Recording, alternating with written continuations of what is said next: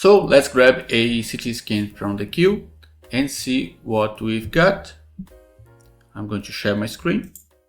Yep.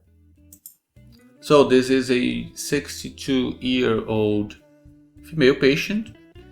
She has some kind of pneumonia and her doctor says she has chronic obstructive pulmonary disease. So let's assess. We know such patients will have 4 to 6 times a year some kind of pneumonia because they have frail lungs.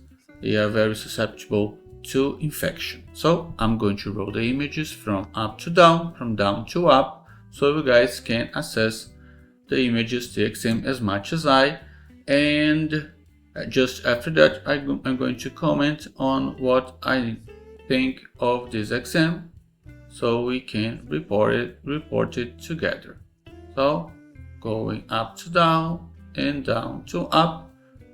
You can pause the video and rewind and fast forward to look at the images at your own pace, and of course leave in the comments below your thoughts about this exam. So firstly, I have to say there is a feeding tube on the esophagus, which is fine. This patient is probably throwing up and with difficulty feeding, and she has over 60 years of age, so this is expected. And it says her doctor says she has some kind of pulmonary chronic pulmonary obstructive disease. I can't really tell. Of course, this isn't the best exam.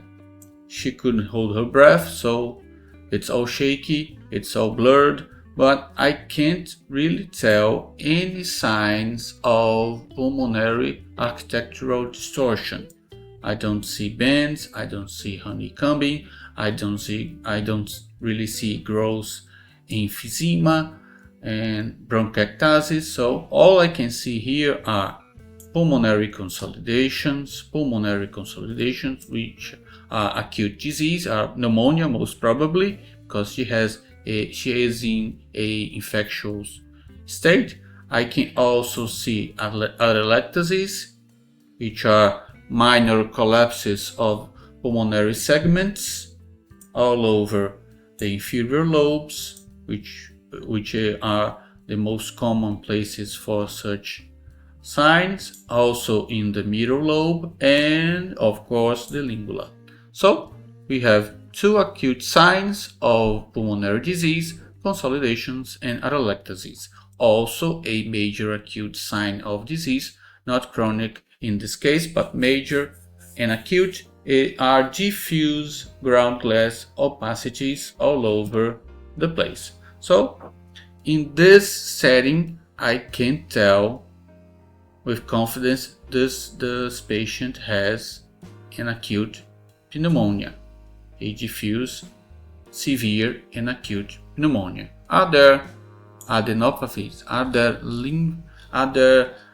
lymph node enlargements of the mediastinal and the ilum, the pulmonary ilum? No ilar nor mediastinal lymph node enlargements.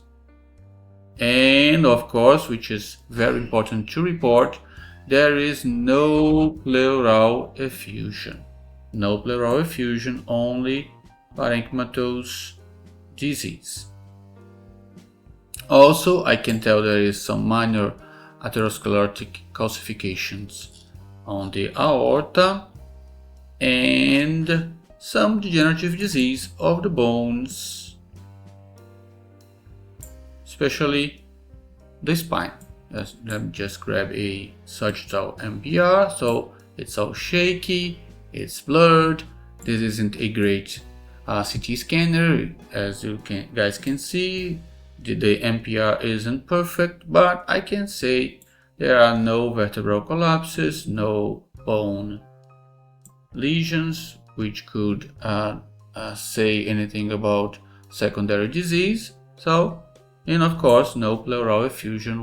So if I roll down to the abdomen, I can see she has a diffuse and severe fatty liver disease, and the adrenal glands are fine, no ascites, no pleural effusion, and airways look collapsed because this is a very poorly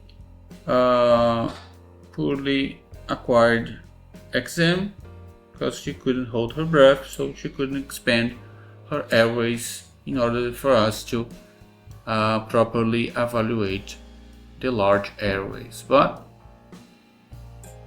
thyroid seems fine, axillary regions also, so this is an acute pneumonia with no pleural effusion in a patient that has no signs of chronic pulmonary disease, but it is indeed a very, very severe case, a very dangerous disease, and it makes sense for this patient to be in such a respiratory distress.